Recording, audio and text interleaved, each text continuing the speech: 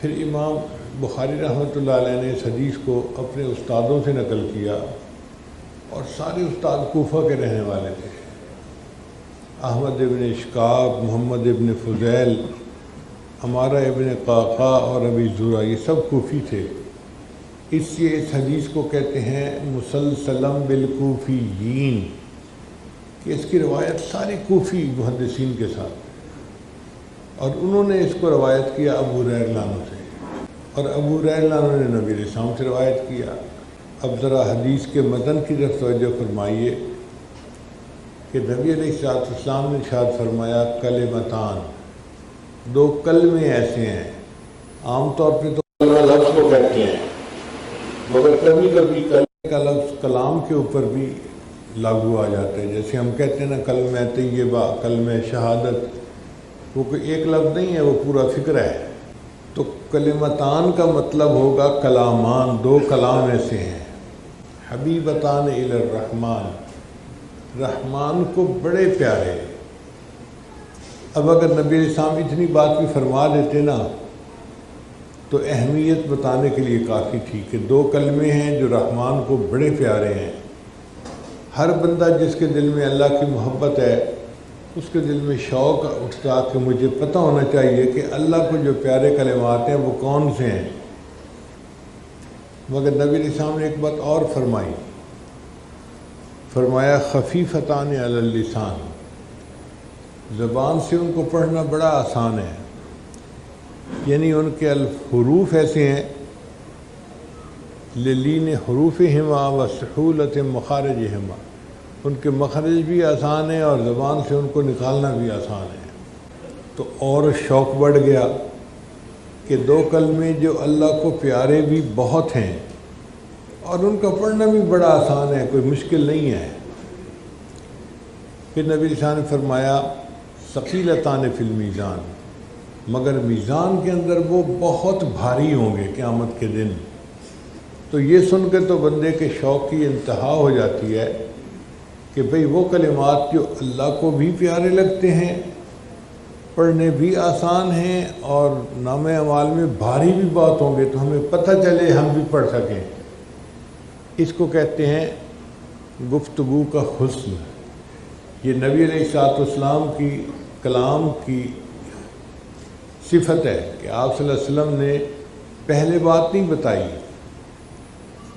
صرف فضیلت بتا دی کہ دو کلمات ایسے ہیں جو اللہ کو بڑے پیارے ہیں، زبان سے پڑھنے بڑے آسان ہیں اور قیامت کے دن میزان میں بڑے بھاری ہوں گے۔ تو سماعت کرنے والا کہتا ہے جی بتائیں پلیز کہ ہم بھی اس کو پڑھ سکیں۔ اب نبی علیہ السلام نے بتایا کہ وہ کلمات کیا ہیں، سبحان اللہ و بحمدہ سبحان اللہ العظیم۔ اب سبحان اللہ و بحمدہ کا کیا مطلب ہے، اس کو سمجھنے کی ضرورت ہے۔ سبحان اللہ کا مطلب یہ ہے کہ اللہ آپ ہر کمی سے، کوتاہی سے، کجی سے، عیب سے پاک ہیں۔ چونکہ عورتوں کا مجمع ہے تو عورتوں کی مثال دیتے ہیں کہ اگر کسی لڑکی کا رشتہ پسند کرنے کا موقع آئے نا تو تعریف کے دو انداز ہوتے ہیں۔ لڑکی بڑی پڑھی لکھی ہے جی، بڑے اچھے اخلاق والی ہے، بڑے اچھے خاندان کی ہے، بڑی خوبصورت ہے، بڑی دیندار ہے، تو اس کی صفتیں گنوانا یہ بھی تعریف کا ایک انداز ہے۔ اور اس سے عیب کو ہٹا دینا، ضدی نہیں ہے، جاہل نہیں ہے، کام چور نہیں ہے، سست نہیں ہے، تعریف نہیں ہو رہی لیکن عیب اس سے دور ہو رہے ہیں، تو یہ بھی تعریف کا ایک انداز ہے کہ لڑکی نافرمان نہیں ہے، ضدی نہیں ہے، لڑاکی نہیں ہے، کام چور نہیں ہے، تو اس کا مطلب یہ کہ اچھی لڑکی ہے۔ تو ہم اللہ تعالیٰ کی تعریف کر رہے ہیں کہ اے اللہ آپ پاک ہیں ہر عیب سے، آپ میں کوئی کمی ہے ہی نہیں۔ اللہ تعالیٰ کو تعریف کا یہ انداز بھی اچھا لگتا ہے، چنانچہ اللہ تعالیٰ پسند کرتے ہیں کہ میرے بندے اس انداز سے میری تعریف کریں۔ اللہ نے قرآن مجید میں اپنی تعریف خود ان الفاظ سے کی ہے، فسبحان اللہ، اور اللہ پاک ہے۔ یہ الفاظ جو ہے نا ہیں تو چھوٹے سے مختصر سے، سبحان اللہ لیکن اللہ کو بڑے میٹھے بڑے پیارے لگتے ہیں. یعنی یوں سمجھے کہ بندہ کہتے ہیں نا جی اس بات کو سن کے تو میرا دل ٹھر گیا. ایسی مثال ہے کہ اللہ خوش ہو جاتے ہیں اس بات کو سنتے. جب کوئی بندہ کہتا ہے سبحان اللہ، تو سبحان اللہ کا مطلب اللہ آپ میں کوئی عیب نہیں، آپ ہر عیب سے منزہ اور مبرہ ہیں اور پاک ہیں. وَبِحَمْدِهِ، اور اللہ ہر طرح کی حمد آپ ہی کے لیے ہے. اگر آپ غور کریں تو حمد کی اصل جو ہے حقدار وہ اللہ تعالیٰ ہی ہیں.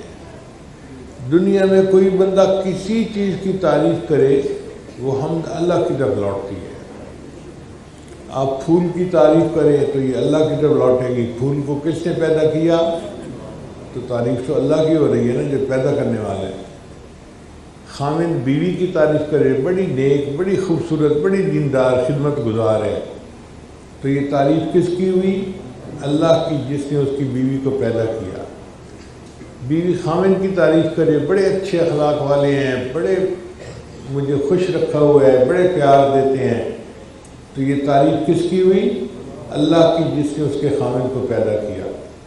کسی مکان کی تعریف کرے، کسی چیز کی تعریف کرے مخلوق میں، تو یہ تعریف خالق کی طرف لوٹتی ہے. تو تعریف کا اصل حقدار کون ہے؟ اللہ تعالیٰ ہے. اس لیے اللہ نے قرآن مجید کی ابتدا بھی الحمد سے کی، الحمدللہ.